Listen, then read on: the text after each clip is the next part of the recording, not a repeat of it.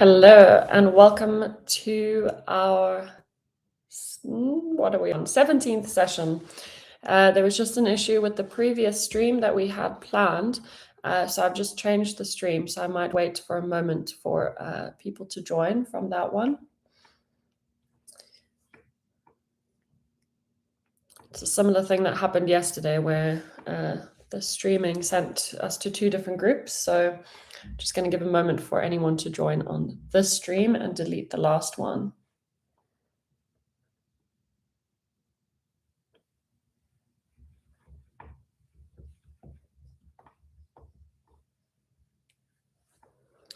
So let's just wait for a moment.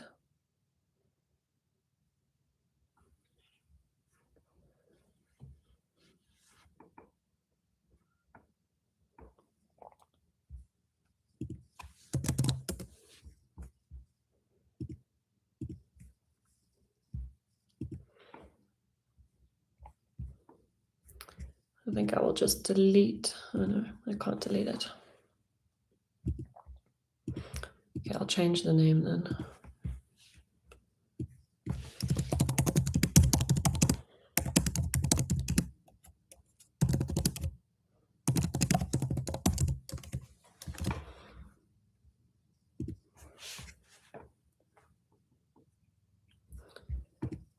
Let me change the link. Apologies for this.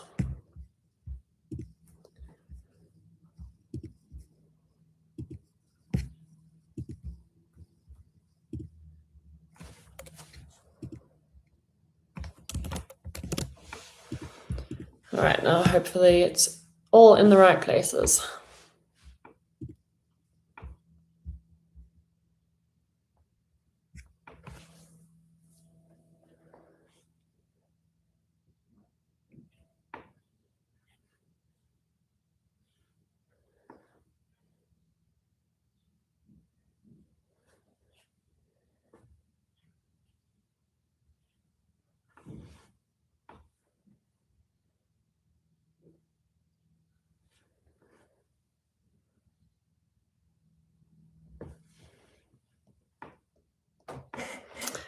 All right, I think it is fixed.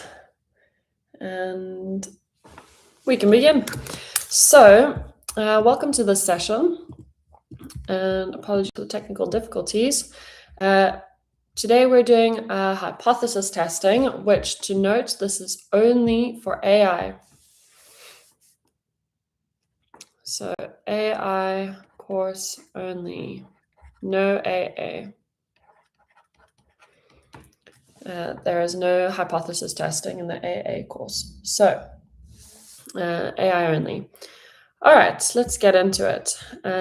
This can be quite a challenging topic for students because there's a lot going on, but I'm going to try and break it down into something that's a lot more manageable and easy to understand. So to start off with, we have degrees of freedom formulas for each test. So take a note of these if you have pen and paper to write them down. For the t-test, it's just n-1. For the goodness of fit test, it's also just k-1. So same formulas there. And for chi-squared test for independence, it's the row -1 and the column -1. So R stands for row, and C stands for column. So however many rows there are, you -1 from that, multiplied by however many columns there are, and you take away 1 from that. All right. So those are our degrees of freedom. And the calculator does sometimes calculate these for you. So you can calculate them yourself, or sometimes you have to input it, but it's good to know these formulas. So let's start with the chi-squared test for independence, our first test of the 3. So each time you have one of these tests, doesn't really matter which one, you're always going to have to set up your hypotheses. So you're going to have two. You're going to have the null hypothesis. That's our H0, null hypothesis. Your first one, null hypothesis. And then you're going to have your alternate hypothesis. Alternative hypothesis. So every time for all of the tests, null hypothesis, alternative hypothesis, and they have very much formulas. So I would say the easiest way to think of them is the null hypothesis for chi-squared test for independence is going to be basically variable 1 and variable 2, whatever you're looking at, like gender and sport or something, are independent. That's all you have to say. It doesn't have to be a huge thing. So null hypothesis, that's our h of 0 is something and something are independent, the two variables that you're looking at. Then it's very easy. Your alternative hypothesis is that they are not independent. It's just the opposite always. Whatever you say in your null hypothesis, your alternative is the opposite. They are not independent. So we always set up with those. It's a great idea to write them both out, even if the question only asks for null hypothesis. Just start by writing your hypotheses. Then you're going to enter the data that you see into your GDC as a matrix. So this is a very important part that students often forget. You don't do it as a list, you do it as a matrix. Apologies, I have a little bit of a cold today. So it's not in a list and spreadsheets like you usually do, but it's going to be input into a matrix. And I'll show you an example with that. Then once you have your matrix, you're going to do a stat test, and then you're going to find out your chi-squared value. You're going to find your p-value, and if you haven't calculated it already, you can get your degrees of freedom value. So I recommend you write each of those down each time. Then the most important part is you're going to check for these values against the question. So each question is going to have, let me write it in a different color. You're going to have to check against this. So this is the most important thing for hypothesis testing, that this is what you need to memorize. If you learn nothing else from this entire bootcamp session, remember this thing. We reject the null hypothesis if you just have to memorize this. And once you have this, you're able to conclude. What was that? You're able to conclude from every test. So if the p-value is less than the significance level, which the significance level they will give you in the question. So you just need to calculate your p-value from your calculator and then check it against the significance level. And if it's less, then you reject your null hypothesis. Or if your chi-squared value is more than the critical value, again, they will give you the critical value. So either one of these, this or that. So this is the only or most important thing that you need to remember for your test. It's not in a formula booklet. It's not given. You need to know that. Those two things. So just memorize that. Both significance level and critical value will be given, maybe both of them or just one of them. And you just need one of them to reject the null hypothesis. So when they say conclusion at the end, state your conclusion, then you need to be looking at, I'm so sorry, a little bit of a flu. Not the most ideal for leading in this YouTube live. But rather me sounding like this than cancelling the session. So these two things will be one of them given or both of them given, and you just need one to be able to say it.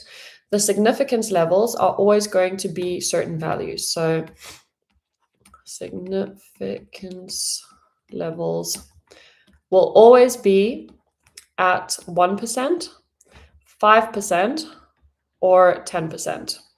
You will never get another value other than those three. Those are the only ones. So they'll say the significance level is 1%, and you find your p-value. If your p-value is less than 1%, you reject. Remember, we're rejecting the null hypothesis. We don't ever accept the null hypothesis. It's only we reject it or we do not reject it. So if we just are able to remember that, you'll be able to answer. All right, and sometimes I think it's important to remember that that's 0.01, that's 0.05, and that's 0.1. Oh gosh, so sorry. It might also just be hay fever at the same time. So it's a good idea to remember these as decimals, because your calculator is going to give you a p-value as a decimal. So we'll see that in an example. And critical values can be anything. As long as your chi-squared value is more than the critical value, then you're good. So we'll take a look at some questions about that. All right, so let's go and have a look at the first test, an example, chi-squared test for independence. While I blow my nose, have a read through that question. I apologize, this is less than ideal.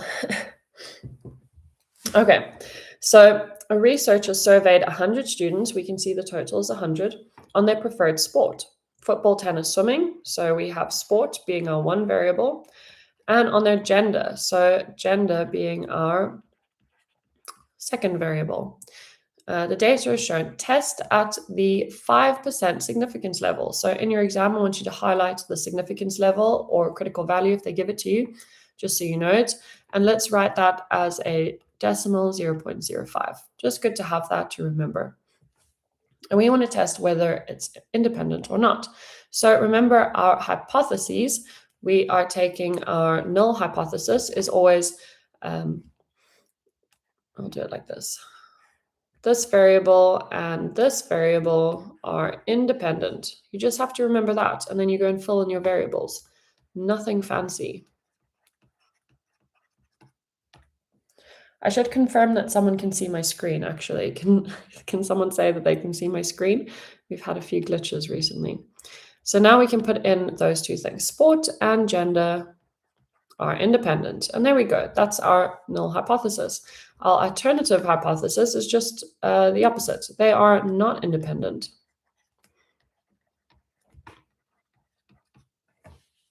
Amazing. Thank you.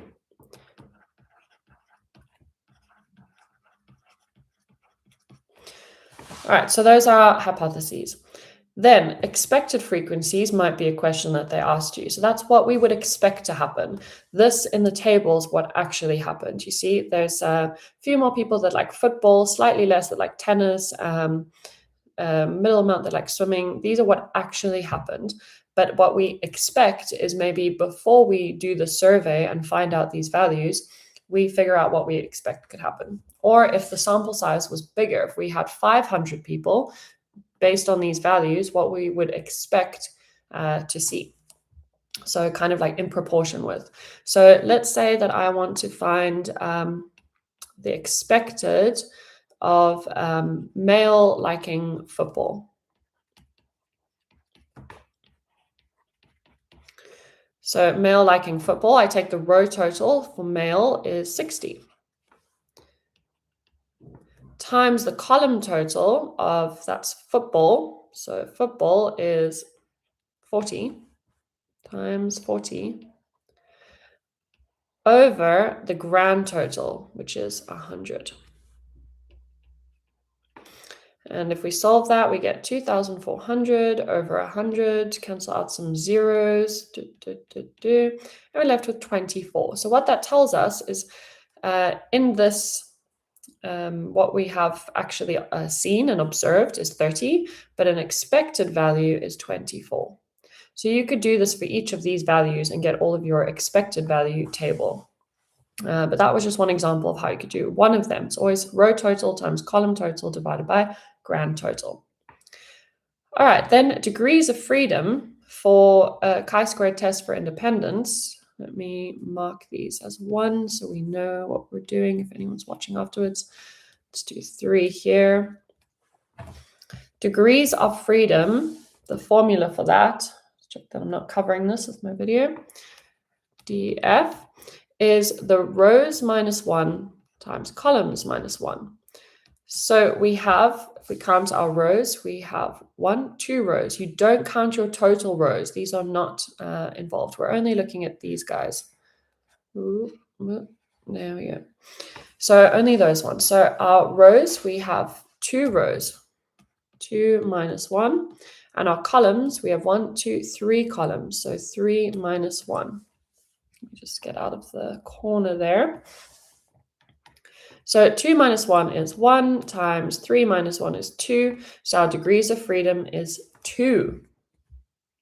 So we'll put that into our calculator. Well, no, for a chi-square test for independence, it does that for us. But we can calculate it ourselves too. All right, number 4, calculate the test statistic. So that means we're going to need our chi-squared value and our p-value and our degrees of freedom. We already know there are 2, but let's check that when we do the calculator. So I need to go and input this data onto my calculator. The nice thing about these questions and this section is every single thing is done on your calculator. So these values here, I need to go and put them on. So we are not going to be using lists and spreadsheets for that. We need a new one. So not lists and spreadsheets, even though this is statistics. We're going to go add calculator, and we're going to enter the data into a matrix. So you go matrix, create matrix. We had 2 rows and 3 columns. So there we get our matrix. So you can see we're going to have the 3 columns, 2 rows. So let's go and input the data. I've put it down here for TI-84 in case you have that. You need to enter data on a matrix. So that is going to be, if you're on TI-84, let me actually write that down for you. Oops. TI-84, you can take a picture of this for now. It's going to be the button second and x to the minus 1, because that has matrix on top. So you'll press that. I'll do it now. Second matrix, you get names, math, edit. You will scroll across to edit at the top, not really a button, but the menu, and pick 1. And then you can change how many rows and columns. It'll automatically pop up with matrix A, and it will probably have something like 2 times 3 already, and you can change the 2 and the 3. Sorry, I'm covering it again. You can change the 2 and the 3 to have your matrix be different, but right now that's what we need. So it'll come up like this, and then you just go and input your values. That's for the TI-84. For this one, we had it like that, and let's go input our data. So we had 30, 10, 20, 30, 10, 20, and 10, 15, 15. 10, 15, 15. Double check your data. 30, 10, 20. Yes, 10, 15, 15. Great. So now that we have entered it, on the TI-84, it will automatically save it when you chose matrix A or matrix B, depending on which one. You'll probably choose matrix A. On this one, you have to do control and answer. So we want to get that answer that we had there. And then we want to control and store it. And I'm going to call it matrix A. All right, so now it's stored as matrix A. And now I want to perform my stat test. So I go statistics, I want stat tests.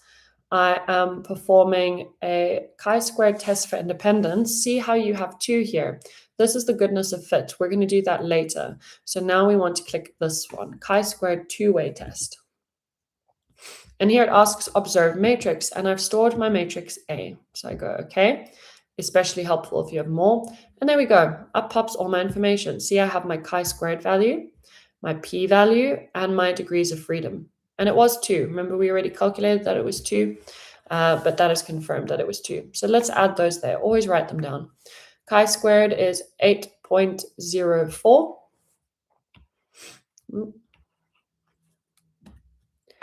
8.04, 3 significant figures at all times. And my p-value is 0.01, and I need 3, but that 9 means it's going to go up to 180. So 0.0180 of 3 significant figures. So that's my p-value. Now, I'm just going to zoom out a little bit. My last step is to conclude. So remember, when we're talking about rejecting, we reject. Maybe I'm actually going to copy this. Let's see. I have to write it each time. I'll put it there. So we reject the null hypothesis if P is less than the significance level. So I need to go and see because we haven't been given a critical value. We're looking at significance level. P is less than the significance level. All right, what was my P? My P was 0.0180. And I'm going to leave that blank. My significance level at the beginning, we said it was 0.05, 0.05. So now if I look at these two values, is my p-value smaller than the significance level? Well, that has 0.01, that has 0.05. So this one is bigger. So yes, my p-value is less than the significance level. And that means you might think, oh, that's good, it worked, so we accept it. But no, we reject it if it follows this. And we're only rejecting or not rejecting. There's no accepting. So we say we reject the null hypothesis at the 5% significance level. I'm just going to write sig level.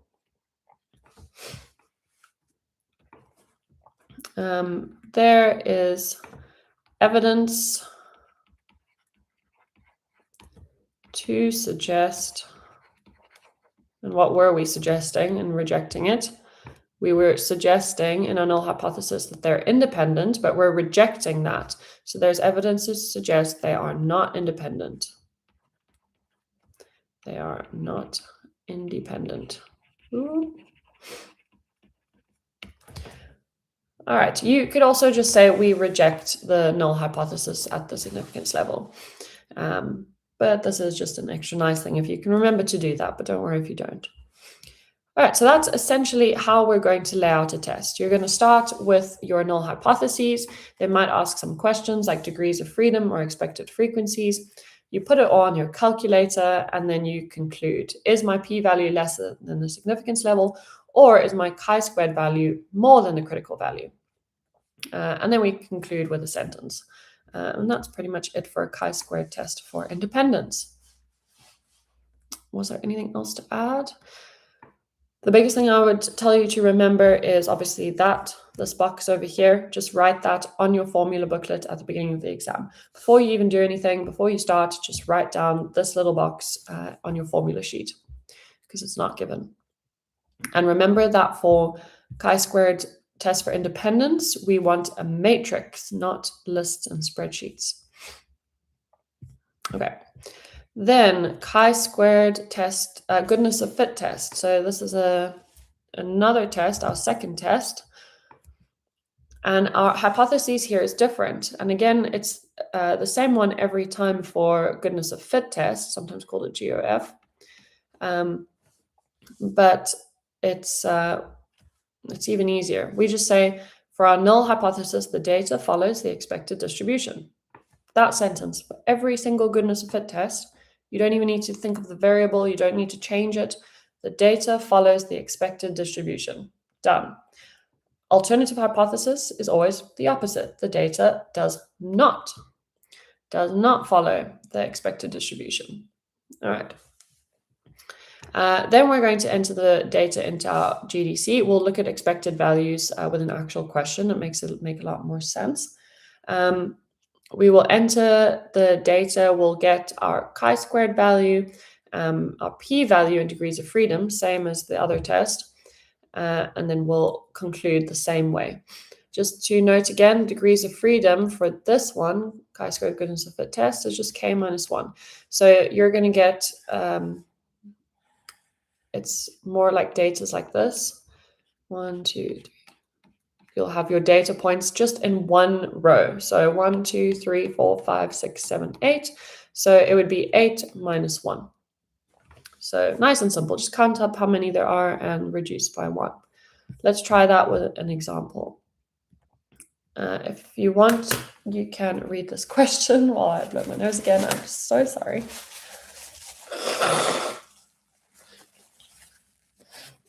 Okay. So a die is rolled 60 times. If the die is fair, we expect each value to appear 10 times.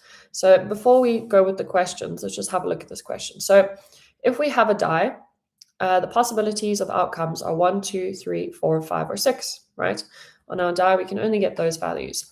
So if I roll a die 60 times, and there are 6 different possibilities, 6 options, well, dividing 60 by 6, we expect that if we roll a 1, we'll get that 10 times. If we roll a 2, we'll get that 10 times, 3, 10 times, 4, you know. Sorry, that's not out of 10. That's my table. So each time will be 10 times. So that is what we call our expected, what we expect to happen. See f of e here, 10, 10, 10, 10, 10. What actually happens in real life is what's observed. So that f of o is observed, as in what actually happens in real life. And f of e is our expected. In a perfect world, if everything was amazing, we'd get the expected value, but obviously that's not going to happen. So you'll get more 1s, more 3s, for some reason, not so many 2s. And this would be different each time. And they just say if the die is fair. That means if it's not like a biased, maybe heavily weighted on one side die, if it's just a normal, perfect 6-sided die. Okay, so our hypotheses, let's go through those. So our null hypothesis, remember that we are just taking it from here. The data follows the expected distribution. The data follows the expected distribution. And our null hypotheses, it does not. I'm going to say it does not. All right, there we go. Then the expected frequencies have already been calculated here. Those are expected frequencies. Then 3, find the degrees of freedom. So degrees of freedom was, we count how many, 1, 2, 3, 4, 5, 6, minus 1. So degrees of freedom is 5.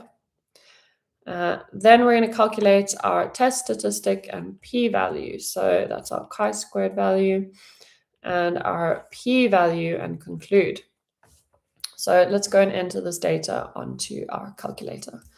So in this one, we do go to lists and spreadsheets.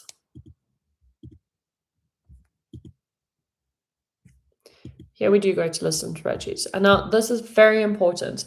In your title here, you need to label it. So observed and expected. This is going to help you so much when you're looking at the values. So observed and expected. So my observed was 13, 7, 12, 8, 11, 9. And then my expected was nice and easy, just 10, 10, 10, 10, 10. Let's see if it's going to do that for me. Sometimes it does, sometimes it doesn't. Yeah, there we go. Put 10 in all of them. So we have observed and expected. There we go. Now we go menu, statistics, stat tests. And we want chi-squared goodness of fit because we're doing a goodness of fit test. So see, it says observed list. So if I click on that, I can just immediately click my observed. I don't even have to think about it. Expected, I click on my expected. Degrees of freedom, I have to give it. It was 5. Remember, we calculated that there. And my results, I want in my C column. Just make sure it's not the A or B because that's where these two are. So my results could be C, D, E. I want it right next to it. So we ignore that. Okay. And there we go. I've got my chi-squared value. It is 2.8. So let's go and write that in. It also helps to click on it because sometimes you can't see all of the values. Like if I click on that, no. If I click on that one, see all of that's happening there. And sometimes it might say times 10 to the power of minus 5,000.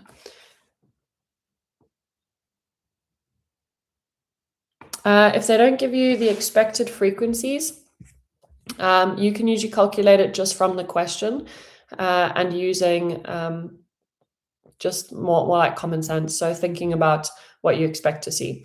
So the question will sometimes give you a hint as to, like, they'll give you a clue, like the expected frequencies are evenly divided. So then you just evenly divide them by how many there are. So there was 60 times divided by 6 options. Generally, you can think about what would happen, like if it's evenly spread out. We'll see another example later where they'll tell us as well. But it's just, if it was a fair world, if you divide it equally between all of the options. So we click on it. It is really just 2.8. Our p-value is 0.731, 3 significant figures. 0.731.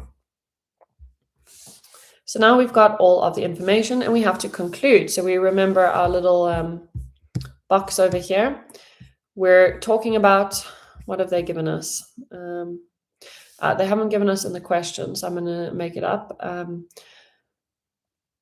Test at a 5% significance level.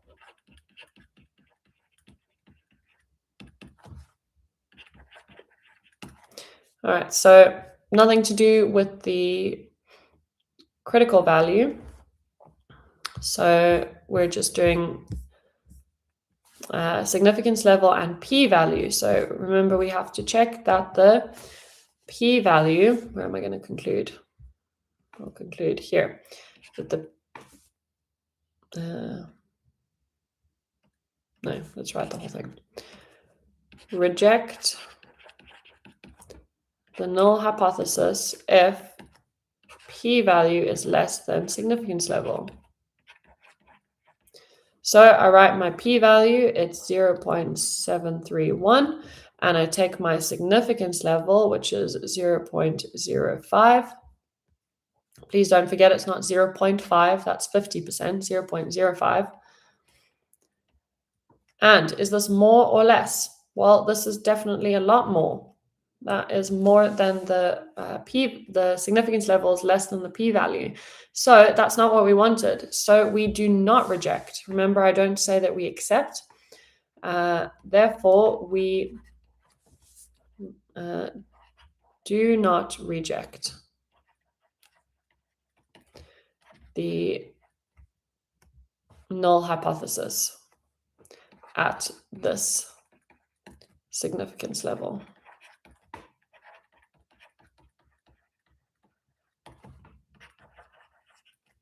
Significance, there we go. And there we go, test concluded. We just don't have sufficient information to accept it or not reject it. If you were on a TI-84, you would enter that by going to L1 and L2 and putting those values in, then stat, then tests, then goodness of fit test, and enter your degrees of freedom.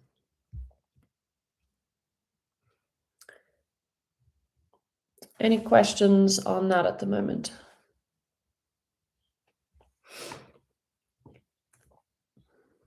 Okay. Now the t-test. This one's hypotheses, null hypotheses. Well, we are going to have two-tailed tests or a one-tailed.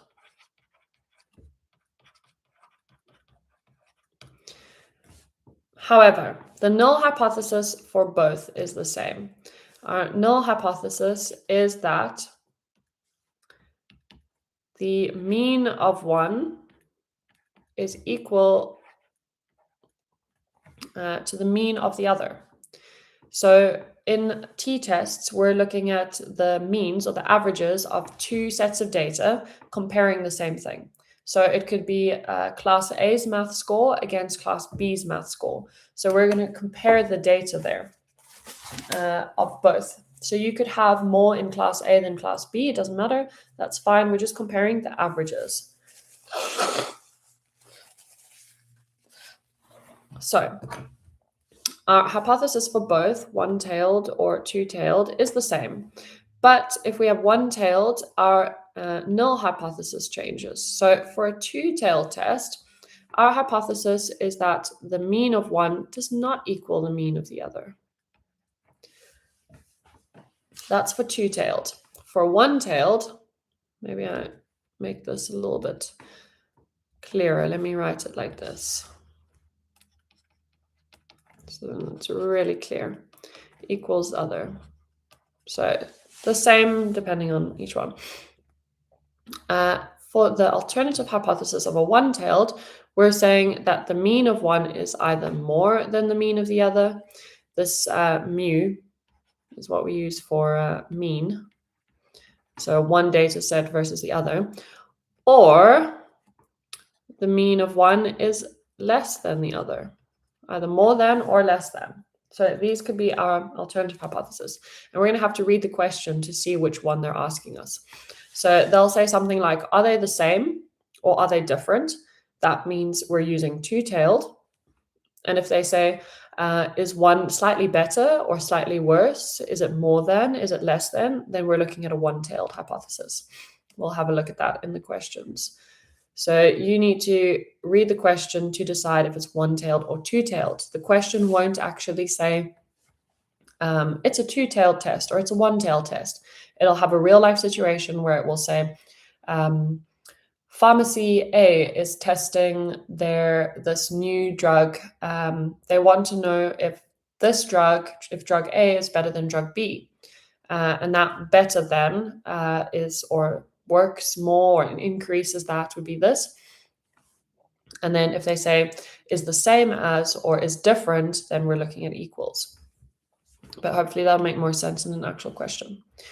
All right, so that's our hypotheses for a t-test. Again, we enter the data. We get a p-value, degrees of freedom. Degrees of freedom for a t-test are just n minus 1. So however many you have minus 1. And then we do the same thing with our box. We reject if p is less than the significance level or if the chi-squared is more than the critical value. So they're very much similar. So let's have a look from data. So we have that we have two groups, and you can see the females, we have more females in this group than the males, but that's okay. It doesn't matter in a t-test because we're looking at the mean. So this is the mean of one and this is the mean of the other. So let's say we want to know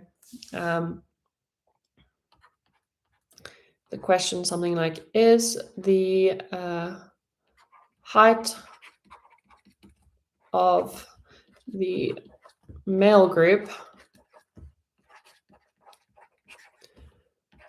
the same as, in fact, that's too easy. That's too obvious. Is the height of the male group different from the height of the female group?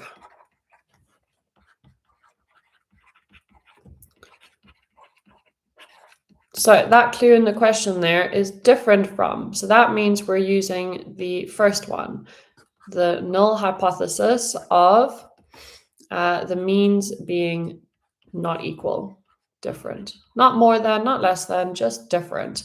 And as usual, these are always null hypothesis is the same.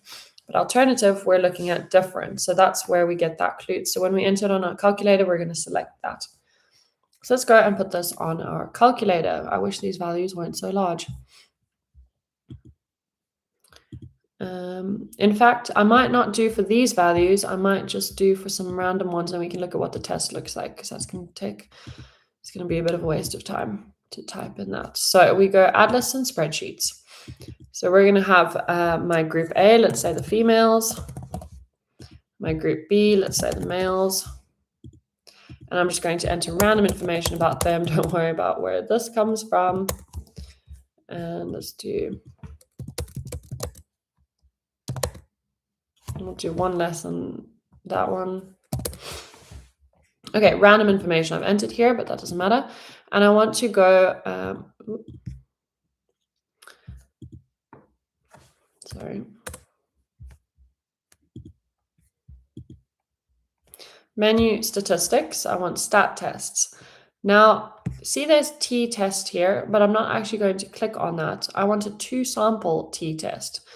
So that's quite important to remember. Not t-test, but two-sample t-test. I'm inputting data. Sometimes you could get given statistics. Let's see what that looks like. And you would just have to enter the statistics that are given to you. These would be given. So I know they look like confusing things, but you would just input what they give you, but we're being given data here. Okay, my list 1 was my females. My list 2 were my males. This I can leave. Then my alternative hypothesis. See, that's the part that's important. So for a null hypothesis, it's the same, whether it's two-tailed or one-tailed. But my alternative hypothesis, I have to tell the calculator, am I testing for my mean being more than, being less than, or being equal? But remember, I'm doing two-tailed. I'm testing for it being not equal or equal. So I click on that one. For all tests, you need to click yes to pooled. Don't worry about what it means. Always click yes to pooled. We love pools. Thank yay pools. It's almost summer. Yes to pooled. And my first result column can be in... Oh, no. That wasn't meant to happen. Let's do that again. Okay, we want a two-sample t-test, not a t-test. Data, yes. I had my females and my males. I wanted my hypothesis to be not equal. I do want it pooled. And okay, it may overwrite data. That's fine. There we go. So my p-value is 0.10, well, 0.110 to 3 significant figures. My degrees of freedom are 9. So I can read from my t-test my degrees of freedom. And there, depending on the question, I could conclude that my p-value is less than the significance level or more than, or whatever, the same sort of situation. But that's how it might look. Okay, take a picture of this quickly if you have a TI-84, because I just want to go through some exam questions. I'm not going to go too long on that. How to do it, just take a picture. ChatGPT is also really great for giving you instructions on how to calculate things on your specific calculator. All right, an exam question.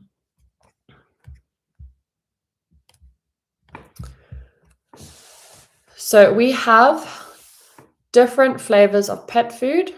So our one variable is preferred flavor and cats and dogs. So our second variable is type of pets.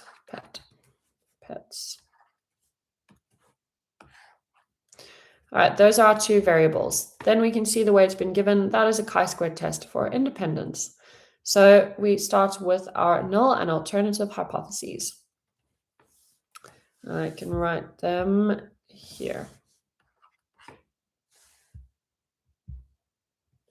So remember we said variable 1 and variable 2 are independent. So type of pet and their preferred flavor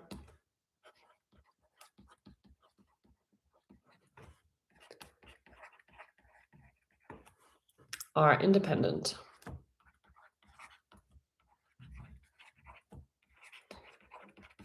Nice, done. All right, and we need, so that was null hypotheses, that was H0, and our H1, they are not independent.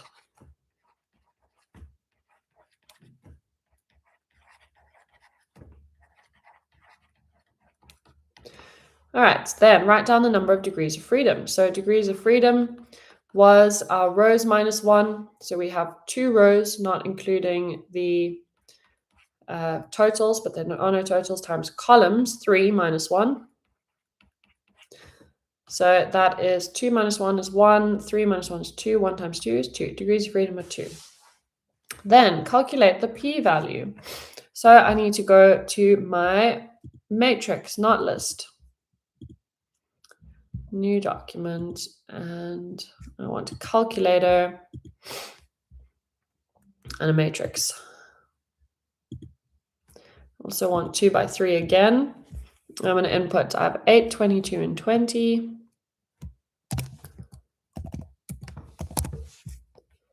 And 16, 25, and 9. Yeah, good. Then I am going to store that. So I take my answer and I store that. I'm going to call it matrix B. Then menu, statistics, start tests. And I want chi-squared two-way test. My observed matrix is B. See, it's over there, B. And there we go. I have my chi-squared value. They didn't ask for it, but let's write it down anyway. Chi-squared value is 7.03. My p-value is 0.0297, so that's 0.30. It's 3 significant figures. 0.30, yeah. Whoop. Now, it hadn't told me that my significance level, oh, they had, at 5% and at 1%. Let's do that. 5% and at 1%. So let's have a look now. They're asking at 1%. So at 1%, that's at 0.01. So my p-value is 0.30, and that is more than, right? At the 1% level, it's more than. So state the conclusion. My conclusion then is if it's more than, we do not reject. Because remember, we reject if it's less than. So we do not reject. Reject the null hypothesis. And at the 5% significance level, we have 0.05 and we have 0.30. Did I write down a 0 wrong? Oh yeah, sorry, it's 0.0. Thought that was looking a little bit big. 0.030. I wrote that down wrong. So let's just check that again. That's 3 and that is 0.1. So that is still bigger. But for this one, 0.030, 0.05, this is less than. So at the 5% significance level, we reject the null hypothesis. Okay. So Jane's conclusion to her test was that the preferred flavor was not independent. So let's just go back to these quickly and what they meant. We do not reject the null hypothesis. The null hypothesis was that they are independent. So we do not reject that. We do not reject this, which is, we do not reject that they are independent. And here we reject that they are independent.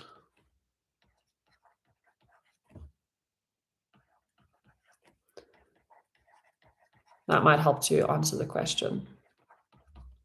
So if you think about that, you maybe tell me in the chat, which of the two significance levels, 1% and 5%, did Jane use if she said that the preferred flavor was not independent?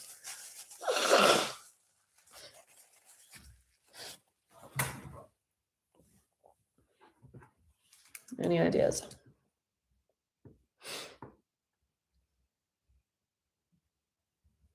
Nice. So the preferred flavor was not independent. We reject that they are independent. So indeed, at the 5% significance level, at 5%, that's the significance level she used. Very nice. Okay, let's see the mark scheme. So there we go. We have our 1 mark for saying that the animal type and flavor preference are independent, and they're not independent. We got the marks there. I'm sorry, that was only 1 mark in total. Then degrees of freedom and our values. Remember, we need 0.030 because we round. And careful with your rounding. Yeah, and just our conclusions. So, and there we go, 5%. That was nice. Okay, here we have another question that's very similar. So for time-wise, I think I'm going to go on to the next one because this is just another chi-square test for independence. Let's do goodness of fit. And this is a bit of a expected value question that is interesting to look at. So a dice manufacturer claims that the probability of scoring the numbers 1 to 5 are equal. So 1 to 5 probabilities are equal. So let's say the probability is x, x, x, x, x. And the probability of a 6 over here is 2 times more than the probability of scoring any of the other numbers. So that would be 2x. So the expected values are not evenly distributed among 1 to 6. 1 to 5 is evenly distributed, but 6 is twice that. So if he rolls the dice 350 times, let's add another column here for expected value. Oops, sorry, that's so messy. So this is expected. He's rolled it 350 times. And that should be equal to 1, 2, 3, 4, 5, 6, 7 x's. We have to distribute the x's among 7 times. So 350 divided by 7, that means x equals 50. So the expected number of times here is 50, 50, 50, 50, 50. And remember, for 6, it was 2 times that, so 100. And then we double check that that all adds up to 350. So we expect that a dice is going to have, we're going to get the number 1 50 times, number 3 50 times, number 5 50 times. We expect that the number 6 will get 100 times. So that doesn't sound like a very fair die. It's a novelty die. If you are playing a game in which you are betting money on, maybe not betting money, I shouldn't advertise that.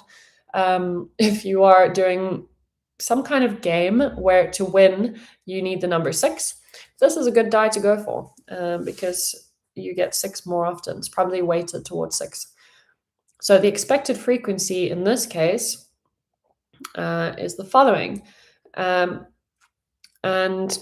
we can see 32 and 50, 57, 50, 47, kind of right. That does seem right, that it is actually what is happening. So that's expected value. That was CI. I've just started halfway through this question. So a goodness of fit test is to be used with 5% significance level. So write 0.05. Write down the null and alternative hypotheses. So remember, for goodness of fit test, we say the data fits the expected distribution.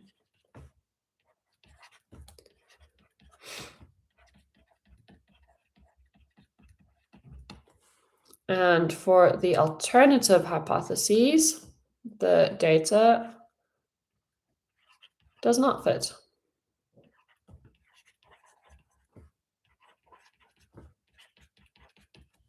All right. Then it's on to the question. What are the degrees of freedom? So for a goodness of fit test, it's just degrees of freedom was k minus 1. So how many rows do we have? We have 1, 2, 3, 4, 5, 6. So 6 minus 1, 5. Just like a t-test. Then determine the conclusion of your test. So we need to conclude. And in order to do that, they've given us a significance level. So remember, we reject the null hypothesis if, I keep forgetting to write if, our p-value is less than the significance level. So our significance level we know is 0.05. That was given. Our p-value, let's go find our p-value. So we're going to need to enter the frequency and the observed. The observed and the expected. So let's go and do that on a new document.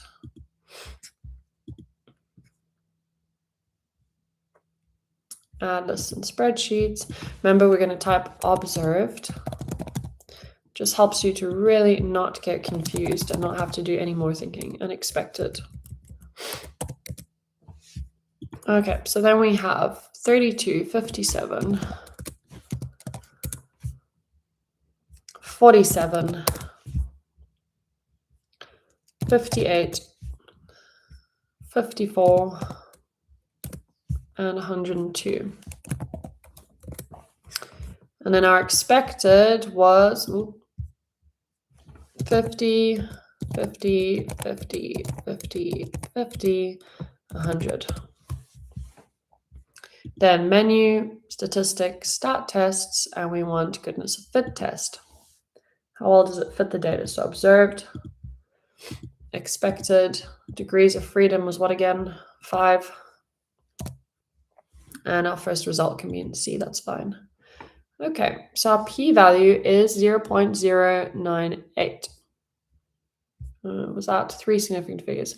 0.0984. 0.0.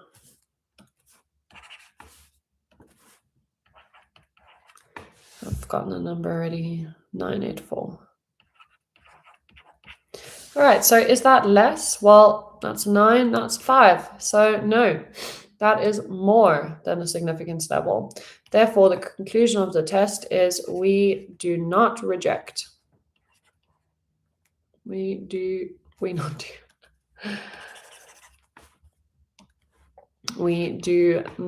reject the null hypothesis.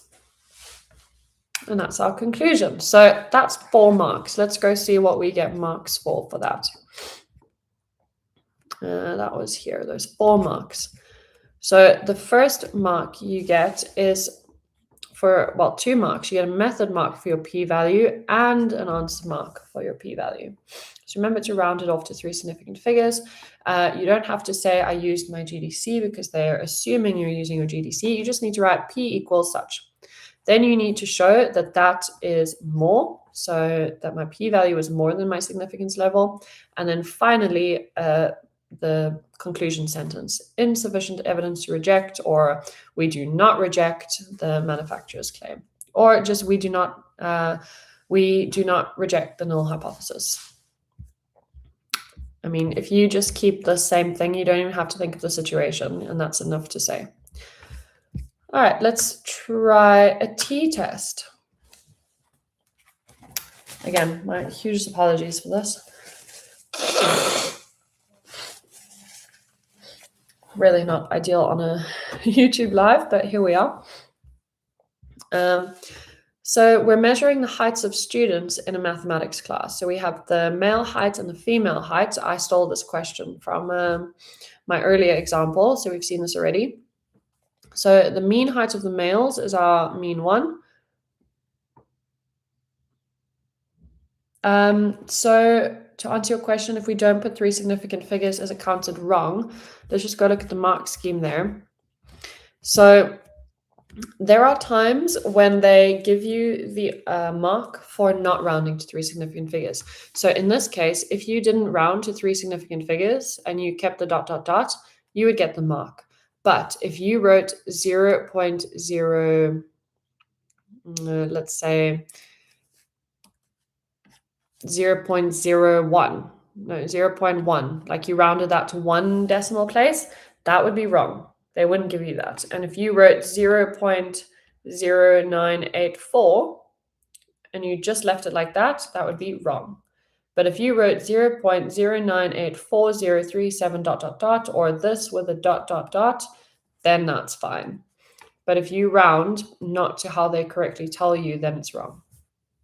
But if I write like this, That's fine. So just make sure that you round to 3 significant figures, or if you don't, you write the full thing, ... or as many as you can, or a few ... then that's still correct. Sometimes they will give the mark for not having 3 significant figures, and sometimes they won't.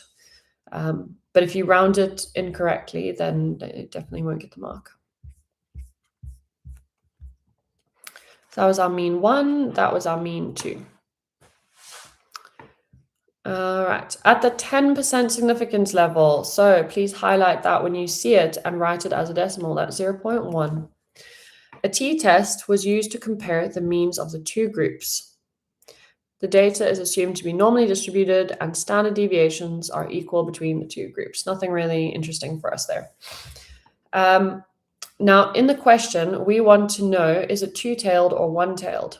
So in what she said here, is it we're looking for them being equal, or are we looking for them being more or less than the other? So she's interested to see if the mean height of male students is the same as the mean height of female students, the same as. That means that we're using that they, for our null hypothesis, that they are not equal. That's not saying is one more than, is one less than. That's saying that they're not equal. So the null hypothesis is for two-tailed or one-tailed, remember it's the same. The means are equal. For alternative hypothesis, because she says same as, then that means our alternative hypothesis is not equal, just the opposite. Then calculate the p-value for this test. So then we would go and calculate the p-value. I am not sure if I'm going to do it. It's a lot of typing. That is not a great use of time. So let me just show you again how we would type it. So you would put it in a list in a spreadsheet. You would have, let's say, the male group, the female group, females. You'd have the data that would be correct, and not like this nonsense data that I'm putting in right now because I am cautious of time. So you'd put in the data that you have, and you would do menu, you would do statistics, you would do stat tests. Remember, not t-test, two-sample t-test. And my list would be females and males. I would say this one of my null hypothesis, I'm wanting to see when they're not equal. I always want pooled. Pools are great. And I would get my p-value, which I'd write down. So I'm going to steal the p-value from the mark scheme of what it actually is for this data. My p-value is 0.296.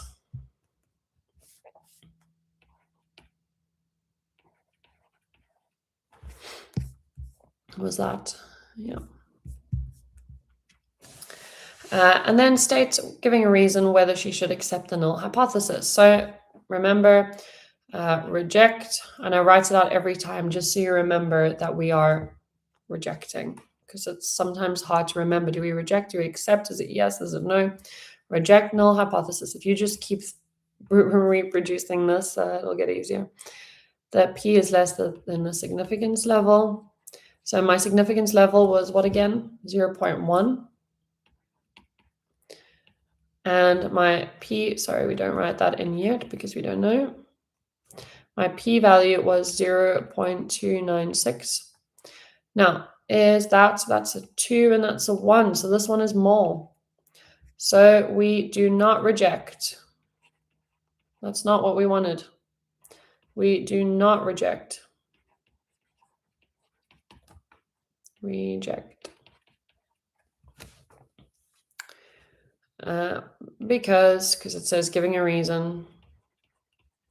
Because the p-value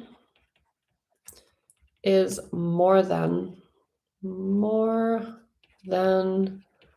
the significance level.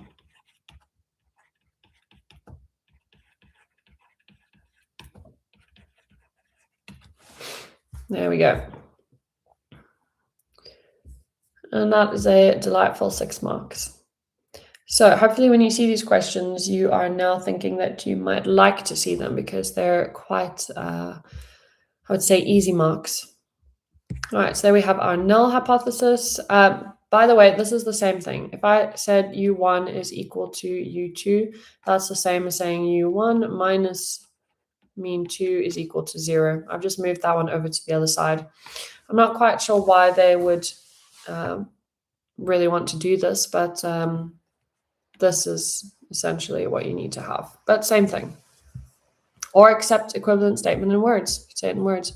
Here, that they do not equal each other. That's just saying this. They do not equal. You'd get a mark for that. Get a mark for your p-value, and then your reason. So your reason could be that this is more than the significance level, and therefore we do not reject the null hypothesis.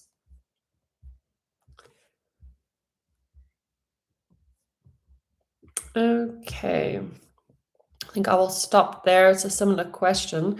If you would like these slides and these notes, then feel free to DM me on Instagram at Miss IB Maths. There's a folder that has all of these notes from all the sessions and exam past paper questions. So if you want to do, for example, this question yourself to try it out and see if you know it, then let me know and just send me your email address. So let me just show you in this question, actually, how it looks for the t-test, whether we're doing equals, more than, or less than. So in this one,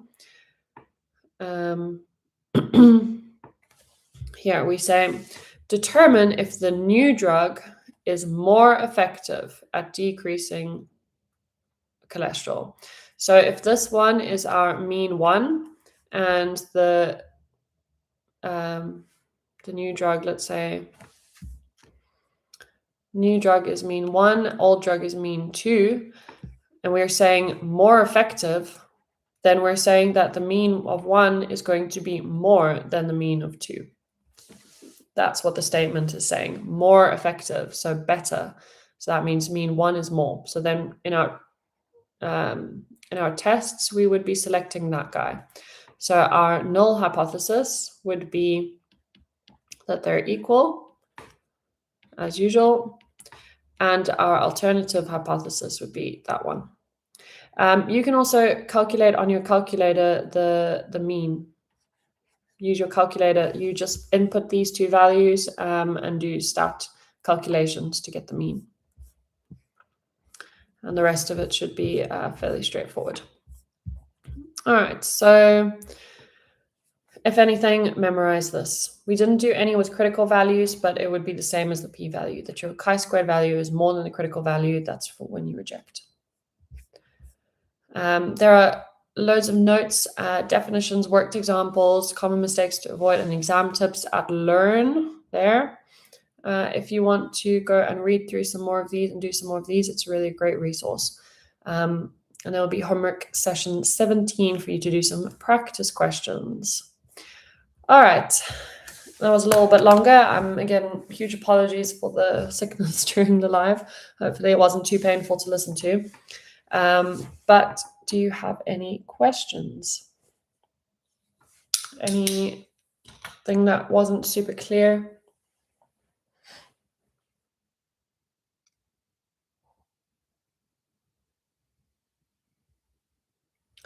Just wait in case anyone is typing. If you do have a question that you think of after this session, feel free to DM me on Instagram and ask any questions that you may have. I'm always happy to answer. Later on today, we'll be having the exam strategy session where I'm just going to share all of my tips and things for the actual exam and exam day and how to tackle papers. Yeah, just all the tips that I can think of will be in that session. You're more than welcome, and thank you so much. Hopefully, we'll be better by the next session. But yeah, you're welcome. Okay then, have a lovely rest of your day and perhaps see you later. Goodbye. How do I end again? Yes. Goodbye.